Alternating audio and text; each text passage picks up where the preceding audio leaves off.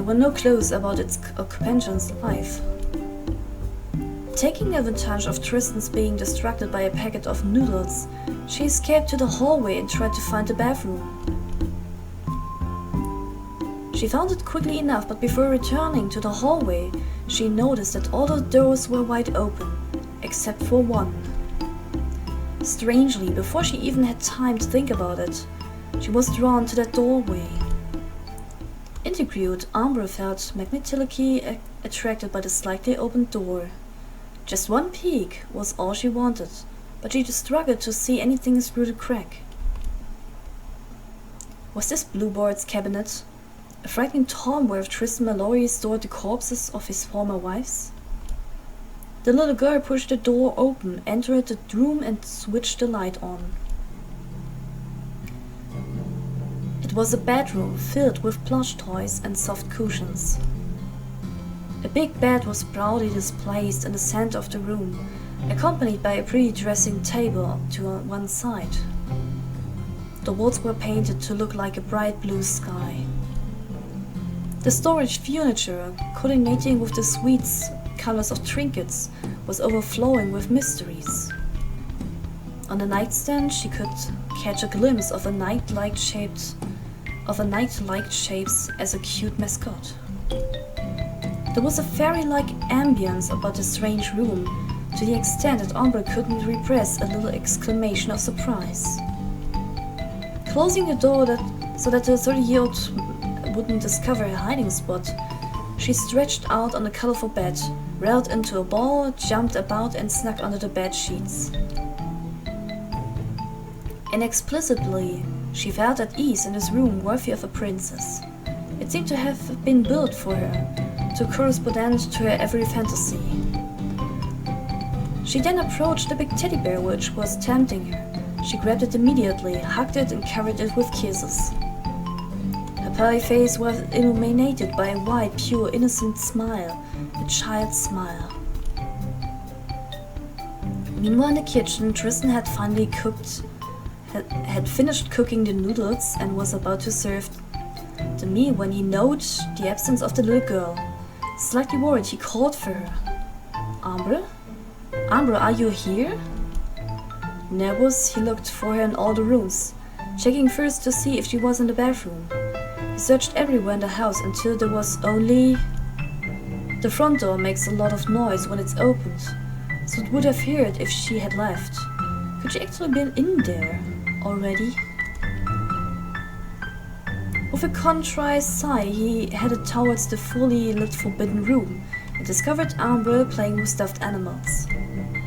She gaze softened. I suppose that I can't do anything, he reasoned himself. Without a word, he went to sit next to her. On the bed, the little girl was moving the stuffed animal's hand while making him speak. In her weak voice, she was narrating a stuffed animal tea party and seemed to be enjoying herself very much. The light was back in her eyes. Suddenly she got mad at the plump cow and scolded her harshly. It's dirty. Stop it right now. You're making a mess. Ellie, what did I just said? It's dirty. You've got to behave yourself. And don't roll on the floor. You shouldn't make a fuss just because you didn't get what you wanted. As punishment, she sent the cow in the corner while ordering her not to move and replacing it with a pony with long eyelashes. The stuffed animal tea party hosted by the blue monkey was obviously not going as planned. Tristan examined the little girl's every move with care. She finally noticed his presence. She felt he had to speak. He felt he had to speak. Are you having fun? Yeah, I didn't know that. There was a bedroom like this in your house. Whose room is it? It was my wife's favorite room before she left. What happened to her? It's a long story. Maybe I will tell you another time. Meanwhile, the meal is getting cold. Do you want to eat? I'm coming right now. What's for dinner? Spaghetti bolognese. Great, I love it. That evening, Tristan Mallory admired little Ambre as she wolfed down her food, half amused, half distracted. Seeing her so happy soothed his heart a little bit, but at the same time, are you tired? The child suddenly asked with a serious air. A little, I worked hard today. She didn't comment further. Still amazed by the present's bedroom, she revived the topic with starry eyes. Do you like it? Yeah, a lot. I wish I had a similar room. If you want, I will give it to you.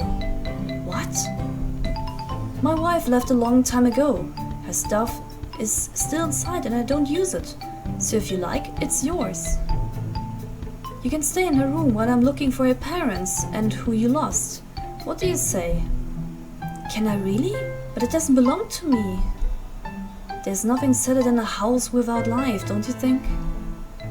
I know that my wife loved to rest in her favorite room. There she felt at ease, like on a cloud, but now she's not living here anymore. Since you seem to like this place, I think it would make her happy to know that her bedroom is in good hands. And I can do whatever I want in it? While I'm at work, you will be able to play in this room as much as you want.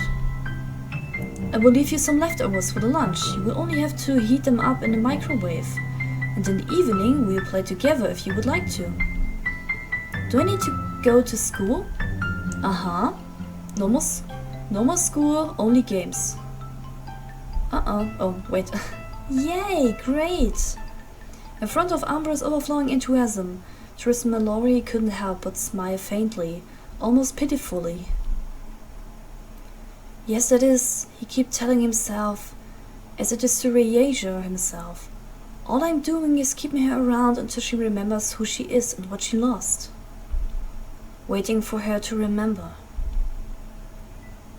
Thus began their strange routine.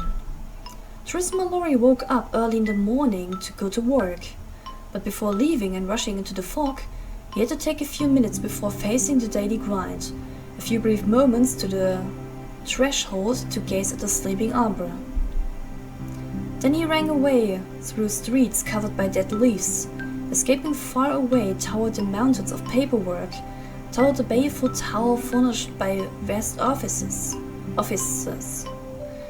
where the slave chained and the computers tied away for the lord of that place. Well, at least that was what the little girl thought his working day would look like. As for her, she woke up early around 9 a.m., and the first reflex was to stretch and yawn in front of cartoons with a bowl of cigarettes in her hand. She followed her favorite heroines' adventures. All of them were beautiful and courageous. All of them were friends for life, princesses with elegant superpowers, coated with light effects and flower petals. Rich and beloved, they lived a perfect and enviable existence. Especially the main character, who owned a bedroom very similar to Ambre. It was colorful and filled with cute accessories. However, this room was only a part of a bigger palace furnished the same way. How I would like to live in a castle as well.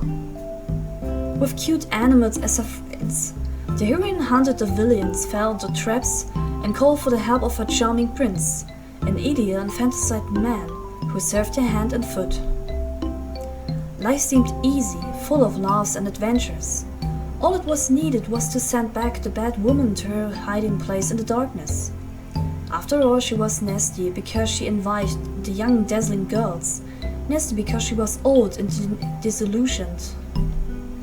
Ambre would have loved to have magical powers, allowing her to make cute outfits appear, allowing her to have a stable where unicorns slept, allowing her to have a ballroom where she could organize extravagant parties based on beautiful